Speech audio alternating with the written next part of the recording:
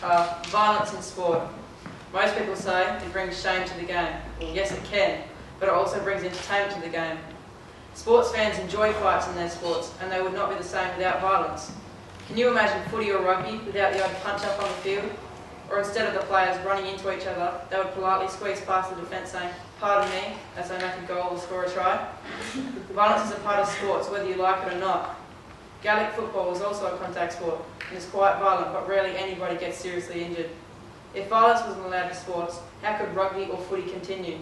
It would be impossible to get the ball off your opponent unless they dropped it, the ball, or fell over. Millions of people around the world enjoy watching violent sports, and they're a big part of their lives. An example of a fight bringing entertainment would be soccer, which I believe to be a boring sport.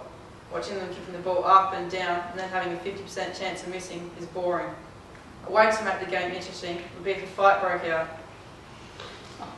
on the field. Also, why do you think fights break out in the crowd? It's due to boredom and their team's losing, but still. This could be simply avoided if the players had a fight. Do you know the saying, it's all fun and games until someone loses an eye? Well, this saying originated from ancient Roman wrestling, where the only way you could be disqualified was if you gouged out someone's eye. So as you can see, the level of violence has dropped dramatically. There are some players that enjoy hitting people. One of the famous person is Barry Hall, who was notorious for punching and wrestling people during a footy game. The most famous incident he was involved in was when he knocked out Brent Staker by punching him in the face. People idolised Barry Hall, and it was not because of the violence he used towards others, it was because he was a good footy player and he had skills. So people can't say it is affecting young children because they idolise his football abilities and not his violent attributes. Also, the gladiators from ancient Rome that used to fight themselves and other ferocious animals with swords to the death, but now all the sports players do is simply have a punch-up or wrestle each other to the ground. This shows the level of violence has dropped dramatically. Some people say the level of violence in today's sport is way too bad, then they would be exaggerating. Sports that use violence already in them are boxing and wrestling. These sports are performed in front of millions. Both of these sports gain so much money because people pay to watch it live or on television.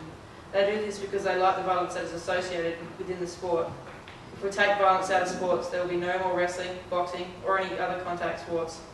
This will result in more fights on the streets and less fans in the sports venues. In conclusion, you can see the level of violence has dropped dramatically and the effects it will have if we get rid of violent sports and all violence that is associated in sport. The violence that is associated in sport does not always influence sport. Kids don't idolise sports stars because they like to hit people, they idolise them because they believe the star has some skill at the sport. Thank you.